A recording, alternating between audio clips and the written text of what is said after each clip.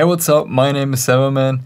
Not too long ago I published a video with an FLP in the style of Matisse Sadko. And since a lot of you asked how exactly I made the FLP, like how I mix everything, and yeah, just how I created it, I thought I would make like a second part where I explain you exactly that. So let's just dive into the FLP again. So yeah, I think it's the best to show you the drop again real quick to like give you an idea of the overall FLP.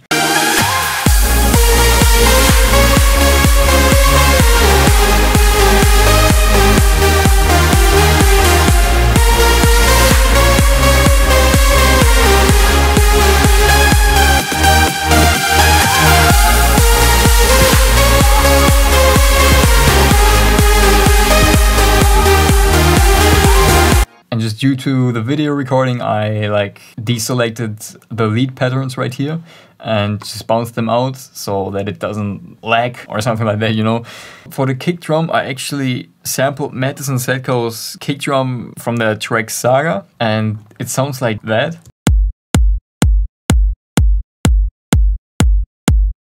And then I just layered some more rides, crashes, head ride to it. So let me show you with them as well.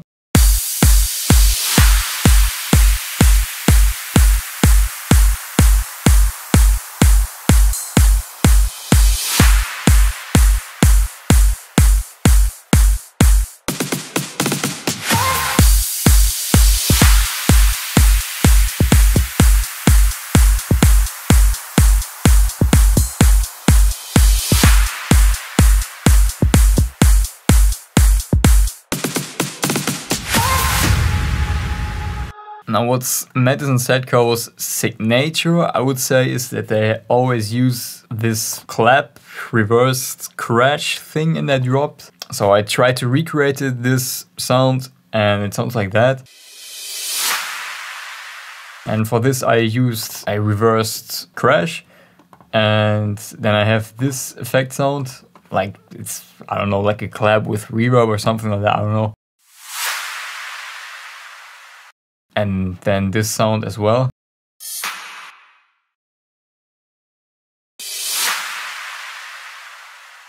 And then what they also do in a lot of their drops is they have like a percussion in the second half, or the tom, I don't know. And I sampled this one from that track Saga as well, and it sounds like that.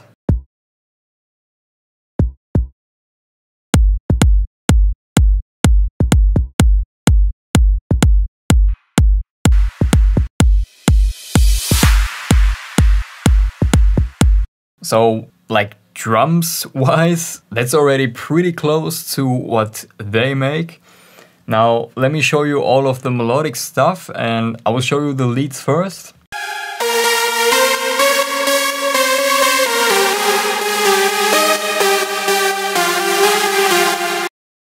And for the leads I used these 5 instances right here, so they all go to channel 1.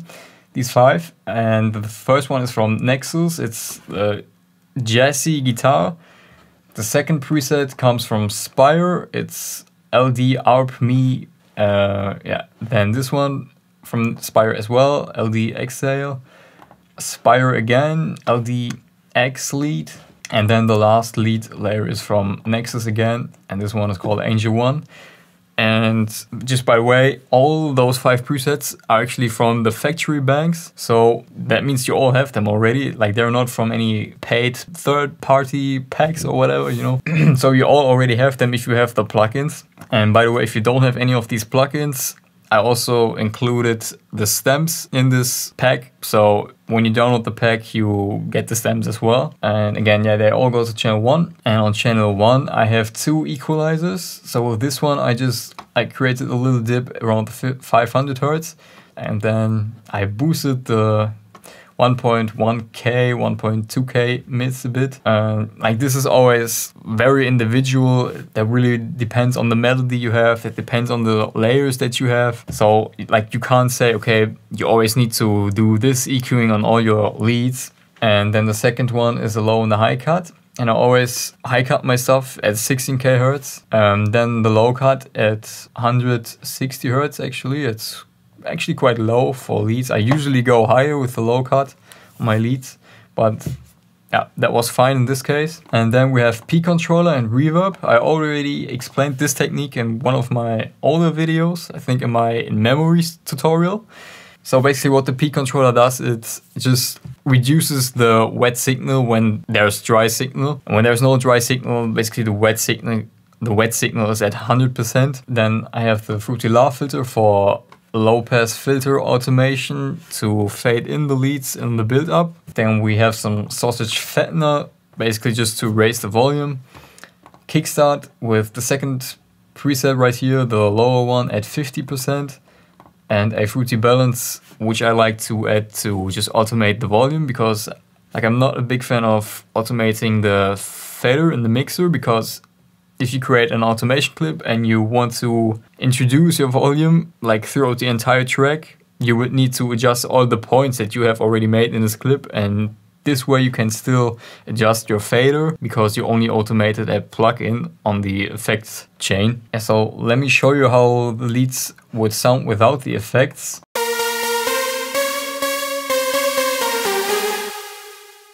Now again with.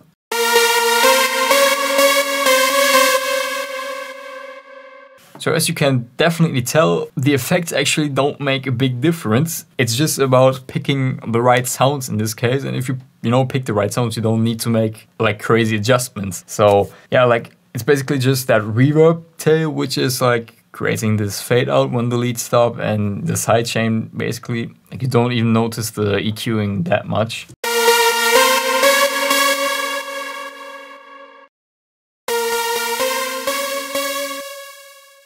Then let me show you the bass line. This pattern is for the bass line and sounds like that.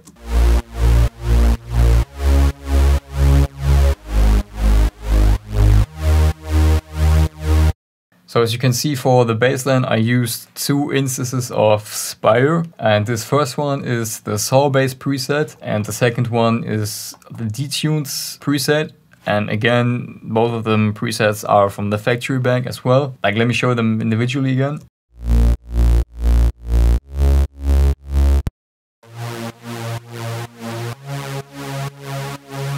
So the first one basically provides all the sub frequencies, all the low bass frequencies, and then the second one just adds some additional mids and highs to it to make it more rich. Now the sub one goes to channel 2, and on channel 2 I have this EQ where only high cut the sub bass. Yeah, then this filter again for automation, a low pass filter.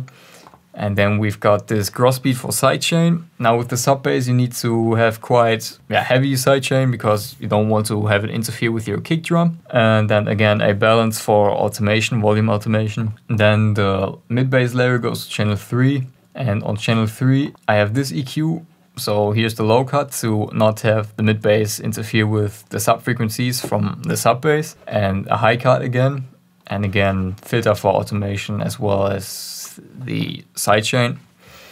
Then let me show you the chords. So this is the first pattern for the chords.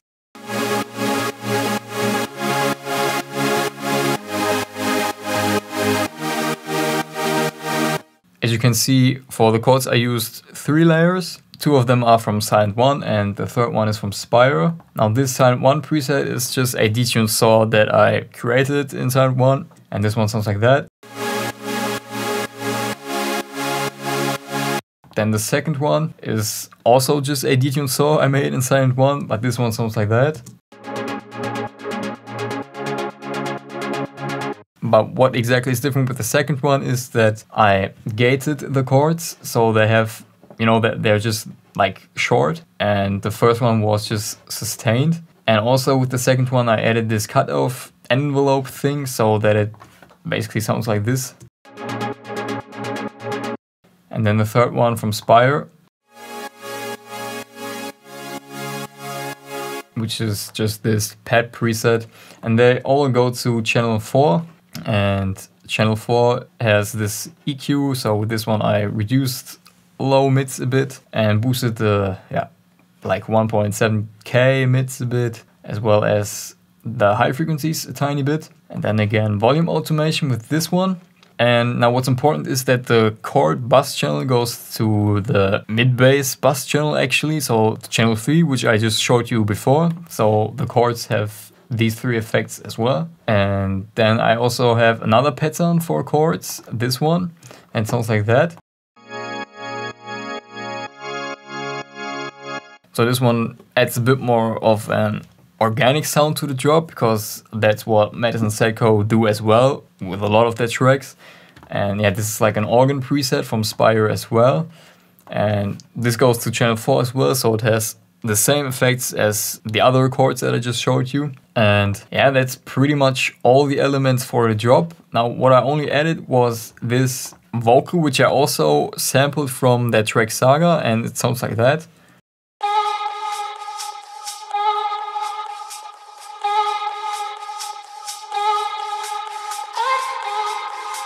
And that's it with the drop. Now let me show you everything together again.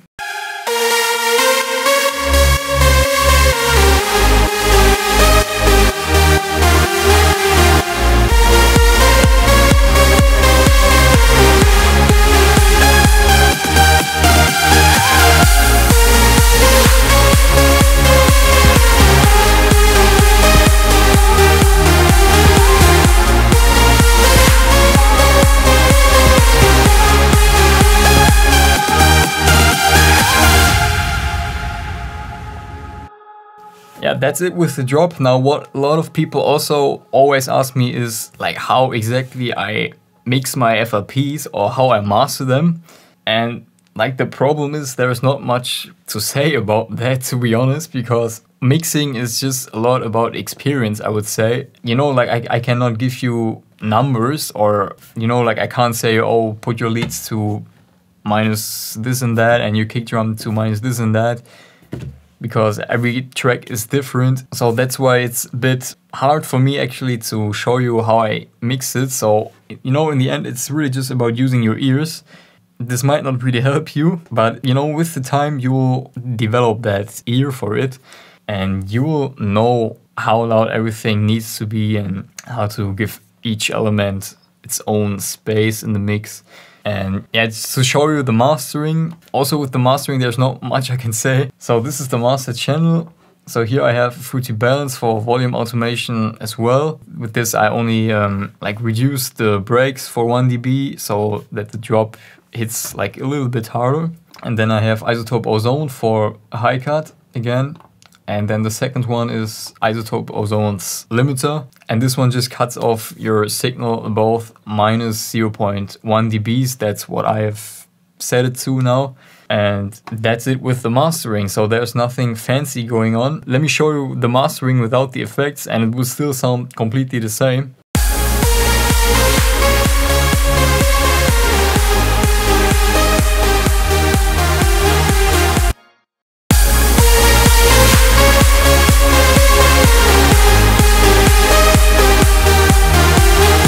So as you can see, the mastering really just prevents the track from clipping, and that's it. So there's really, unfortunately, not much that I can teach you about mastering. Might sound a bit weird, but if there's one tip that I can give you, it's just produce like mastering does not exist, because a lot of people act like mastering will make your track sound good, but it won't. So that's all I can say about mastering. So yeah, I think like that's it for this video. I don't want to make it too long.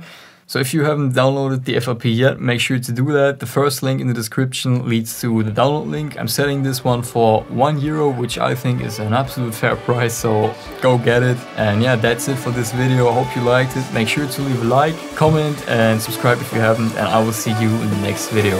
Bye.